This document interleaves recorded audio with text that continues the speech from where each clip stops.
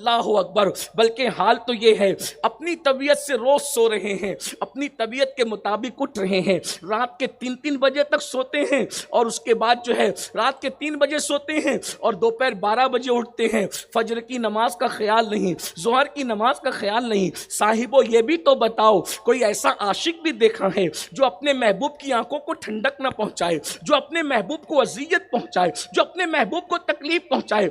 बताओ किस मुसलमान तक रसूलुल्लाह का ये फरमान नहीं पहुंचा? अल्लाह के रसूल अलैहिस्सलाम फरमाते हैं, जिसने जानबूझकर नमाज छोड़ी है उसका नाम जहन्नम के दरवाजे पर लिखा जाता है। एक दिन में 5 मरतबा नमाज छोड़ने वालों, तुम्हारे मेरे महबूब, सादिक व मज़दूक, अल्लाह के महबूब, कायनात के महबूब, मखलूक और खालिक के महबूब मुस्तफ़ा जाने रहमत की जबान से निकल रहा है, नमाज छोड़ोगे तुम्हारा नाम जहन्नम के दरवाजे पे लिखा जाएगा। बताओ तो सही, पुलिस के रजिस्टर में नाम आ जाए तो रातों की नींद उड़ जाती है, और जहन्नम के दरवाजों पर रोजाना नमाज छोड़ने की वजह से 5 मरतबा नाम जहन्नम के दरवाजों पे लिखा जा रहा है। क्यों? हमारी नींद क्यों नहीं उड़ती? हमारे कानों पे जो क्यों नहीं रेंगती? शायद माज़अल्लाह ये बात है कि तुम्हें अपने नबी की बात पे भरोसा नहीं, अपने आका की बात पे भरोसा नहीं। और अगर रसूलुल्लाह की बात पर भरोसा और यकीन है तो क्या तुम जहन्नम को नहीं जानते? और जहन्नम को जानते हो तो फिर क्यों वजह है कि बेचैन नहीं होते, बेकरार नहीं होते? बच्चे का हाथ अगर घर की आंख के चूल्हे में जलने वाला हो तो तड़प जाते हो, और पूरा बच्चा जहन्नम में जलाने की बात हुजूर फरमा रहे नमाज छोड़ने वालों के हवाले से। यहां तक फरमाया कि जहन्नम में सबसे ज्यादा दर्दनाक अजाब जिस कौम को होगा वह बेनमाजी होगी। फिर भी हम नमाज से कोसों दूर क्यों हैं? आशिक की पहचान तो यह है कि वो महबूब की इताअत करता है। और कैसे इताअत करता है, एक रिवायत पढ़ूं आपके सामने, फिर आगे बढ़ते हैं। मेरे ख्याल से वक्त में भी ज्यादा गुंजाइश नहीं है। मैं आखिर में एक मिसाल पेश करूंगा एक सहाबी की जिंदगी की, कि इश्क किसे कहते हैं। मैं जल्दी इसीलिए समेट रहा हूं कि मुझे सहाबी रसूल की जिंदगी का कुछ गोशा आपके सामने रखना है, ताकि हम उससे कुछ इबरत ले सके और इश्क सीख सकें। इश्क कहते किसे हैं? अल्लाह के रसूल अलैहिस्सलाम मस्जिद नबवी शरीफ में खिताब फरमा रहे थे। दौरान खिताब मस्जिद भर गई, कुछ लोग खड़े हो गए। कैसे कुछ लोग अभी खड़े हुए, जगह नहीं होने की वजह से तो वहाँ खड़े हुए। हुजूर अलैहिस्सलात व तस्लीम इतना प्यार करते थे उम्मत से कि कोई खड़े हो के हुजूर की बात सुने ये भी पसंद न था। उसके पैरों की तकलीफ खुद महसूस करते थे। सरकार फरमाते बैठ जाओ। किसी को देर तक हुजूर खड़ा भी नहीं रखना चाहते थे। ये इनकी मोहब्बत थी उम्मत से। बल्कि मुझे एक बात यहाँ याद आई, पूरी तकरीर अगर कुछ याद रहे न रहे, ये जुमला याद रखना। हमारे बुजुर्गों ने अपनी किताब में लिखा है, हम हुजूर से कितना प्यार करते हैं नहीं करते हैं ये हम जानते हैं, लेकिन हुजूर हमसे उम्मती होने की वजह से कितना प्यार करते हैं। तो बुजुर्गों ने लिखा है, जितना प्यार हज़रत याकूब अलैहिस्सलाम हज़रत यूसुफ अलैहिस्सलाम से किया करते थे, उससे ज़्यादा प्यार हुजूर अपनी उम्मत से करते हैं। सुभान अल्लाह। इसको घर जाके महसूस करना, कभी इसको घर जाके कभी सोचना। हज़रत याकूब हज़रत यूसुफ अलैहिस्सलाम से जितना प्यार करते थे, उससे ज्यादा प्यार हुजूर अपनी उम्मत से करते हैं। वजह, हजरत याकूब 50 साल तक यूसुफ अलैहिस्सलाम के लिए रोते रहे। देखिए दलील देखिए,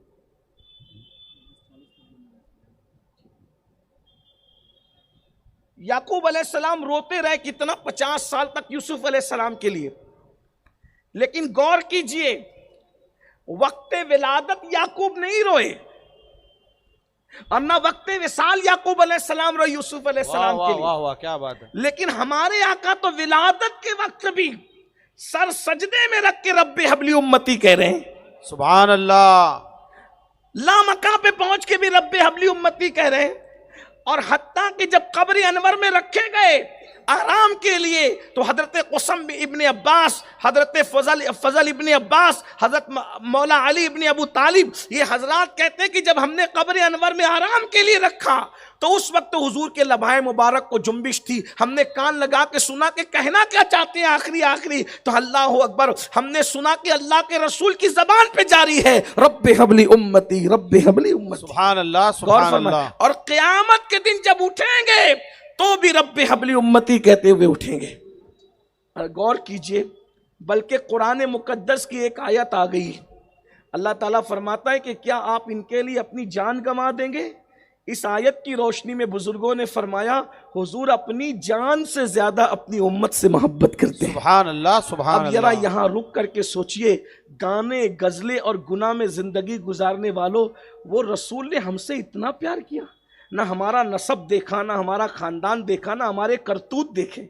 शराबी थे हम तो मोहब्बत की, बदकार थे हम तो मोहब्बत की, जराइम किए हम, उन्हें सब पता था हम कितने पापी हैं। ये तो एक दूसरे के हमारे पाप हमें नहीं पता, ये तो कुदरत ने पर्दे डाल रखे हैं, इसलिए आप इज्जत के साथ वहां बैठे, हम इज्जत के साथ यहाँ बैठे। अगर कुदरत पर्दे उठा दे तो कोई कहीं बैठने के काबिल नहीं है, कोई किसी से प्यार नहीं करेगा। लेकिन सारे ऐब जानकर, या भाइयों याद रखना, ऐब मालूम नहीं है तो प्यार करना अलग बात है, और सारे ऐब मालूम होने के बाद प्यार करना, ये सिर्फ प्यार ही प्यार की मेराज है। वाह वाह वाह, अल्लाह के रसूल ने हर ऐब मालूम होने के बाद हमसे प्यार फरमाया है, हमसे मोहब्बत की है, हमारे जराइम के बाद भी हमसे मोहब्बत की है। वरना भाइयों, मुजरिम बेटे से तो बाप भी मोहब्बत नहीं करता।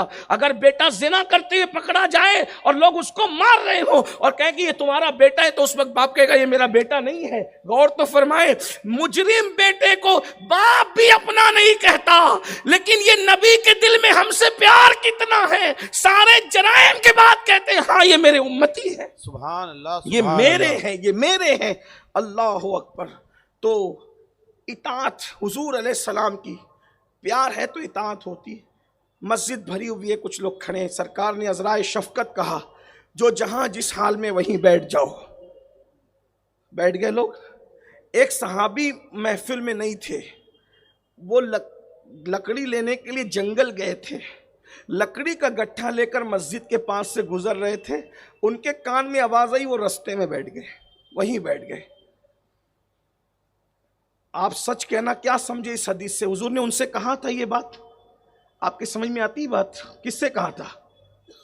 अगर ये मजमे में बात हो रही है तो किसके लिए हो रही है?